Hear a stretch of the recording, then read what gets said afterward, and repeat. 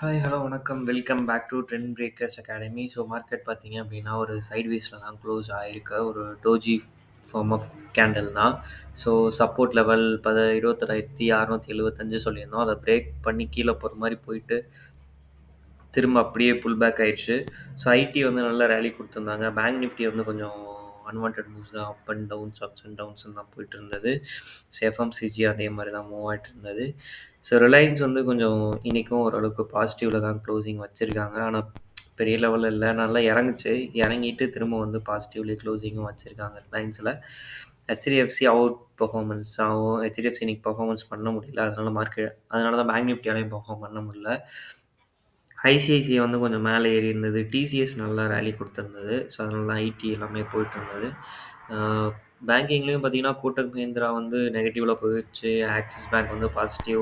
So இந்த மாதிரி வந்து ஒரு பேங்க் சப்போர்ட் ஒரு பேங்க் சப்போர்ட் பண்ணல. ஸோ அந்த மாதிரினால பேங்க் நிஃப்டிலேயே மூவ்மெண்ட் இல்லை. ஸோ இன்றைக்கி வந்து keep on support level act ஆக போகிறது 21,750 தான். இன்றைக்கி ஃப்ளாட்டாக தான் ஓப்பன் ஆகும். ஏன்னா டவுசோன் நாஸ்டாக் எல்லாமே வந்து ஃப்ளாட்டாக தான் க்ளோசிங் வச்சுருக்காங்க. ஸோ ரெசிஸ்டன்ட் வந்து 21,800 தான் உங்களுக்கு வந்து கீப் ஆன் ஆக்ட் ஆகிட்டு இருக்கும். ஓகேங்களா. நிஃப்டிக்கு வந்து ஃபஸ்ட்டு சப்போர்ட் 21,675, செகண்ட் சப்போர்ட் 21,590. ஓகேங்களா. ரெசிஸ்டன்ட் வந்து 21,800.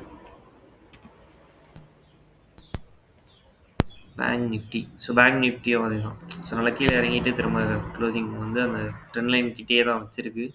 ஸோ 48,200ங்கிறது கீப் ஆன் ரெசிஸ்டன்ட் ஆக்ட் ஆகும். ஸோ அதுக்கு பிரேக் பண்ணுச்சு அப்படின்னா 48,630. கீப் ஆன் வந்து இந்த ட்ரெண்ட் லைன்லேயே தான் போயிட்டுருக்கு.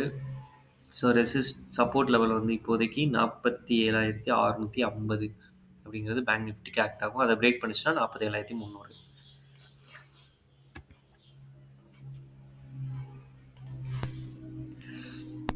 ஸோ ரிலையன்ஸ் வந்து அந்த ட்ரெண்ட் லைன் கிட்ட சைட்வேஸில் தான் இருக்குது. ஒரு ப்ராப்பரான பிரேக் அவுட்ன்றதே கிடைக்க மாட்டேங்குது. அந்த ட்ரெண்ட் லைனுக்கு மேலே ஓப்பனிங்கே வரல. ஸோ 2,618 அப்படிங்கிறது வந்து ரெசிஸ்டன்ட் ஆக்ட் ஆகிட்டு இருக்கு. அதை பிரேக் பண்ணால் நல்ல ரேலி கிடைக்கிறதுக்கு நிறைய பாசிபிலிட்டிஸ் இருக்குது.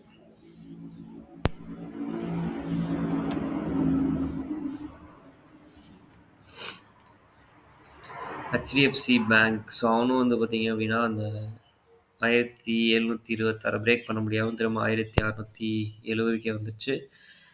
ஸோ திரும்ப இந்த இடத்துல சப்போர்ட் எடுத்திருக்கான். இன்றைக்கி ஃப்ளாட்டாக ஓப்பன் ஆகி திரும்ப பாசிட்டிவ் சைடில் ரேலி கொடுக்குறான்னா திரும்ப வந்து 1,726 நோக்கி போகும் ஹெச்டிஎஃப்சி பேங்க். கோத்ரேஜில் கொடுத்துருந்தோம். ஆக்சுவலி பேட்டர்ன்லாம் பிரேக் அவுட் எடுத்து டார்கெட்லாம் முடிஞ்சு. என்னோடய டார்கெட் வந்து ஓவராலாக கம்ப்ளீட் ஆயிடுச்சு. ஸோ நல்ல ப்ராஃபிட் புக்கிங்காக இருந்திருக்கும் கோத்ரேஜில்.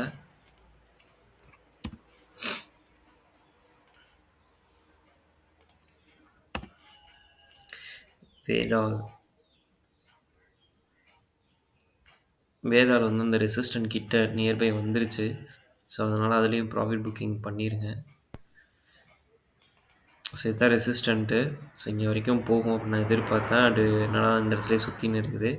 ஸோ மார்க்கெட்லையும் பெரிய மூவ்மெண்ட் இல்லாதனால இதுலேயும் பெரிய மூவ்மெண்ட் இல்லை. ஸோ இதுலேயே ப்ராஃபிட் புக்கிங் பண்ணுறவங்க பண்ணிடுங்க. ஓகேங்களா.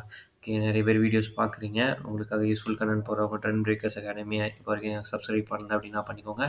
தேங்க்யூ ஃபார் வாட்சிங்.